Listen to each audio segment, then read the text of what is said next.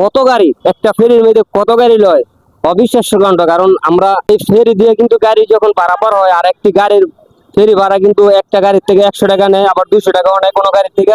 আর যদি আমরা অটো নিয়ে যাই ওই পার, তাহলে অটো থেকে তারা 50 টাকা নেয়। আসায় 50 টাকা, যাওয়ায় 50 টাকা, তো আসায় যাওয়ায় মোট 100 টাকা নেওয়া হয়। আর বড় গাড়ি কিন্তু কোনো গাড়ি 500 টাকা, কোনো গাড়ি 200 টাকা, কোনো গাড়ি 300 টাকাও নেওয়া হয়। আমরা দেখি যে ফেরিতে কিন্তু আসারও বেছে দেখি। আর ফেরিতে ঘন্টার পর ঘন্টা যারা বসে থাকে, তারা তাদের জন্য কিন্তু এই দোকানপাট গুলো দেওয়া আছে, যে যার কার কি লাগে তারা নিতে পারে এখান থেকে। কারণ অনেক বাচ্চারা আছে যে তারা তাদের পেটে খিদা লাগে, খিদার জন্য অনেক কান্নাকাটি করে, তাদের জন্যই কিন্তু এই দোকানপাট গুলো দেখা। আর এই দোকান কিন্তু এমনি এমনি দেওয়া না, এই দোকানের কিন্তু বিট ভাড়া দিতে হয়। একটি দোকানের মাসে বিট ভাড়া দিতে হয়, যে ধরো 3 থেকে 4 হাজার টাকা একটা দোকান ভাড়া দিতে হয়।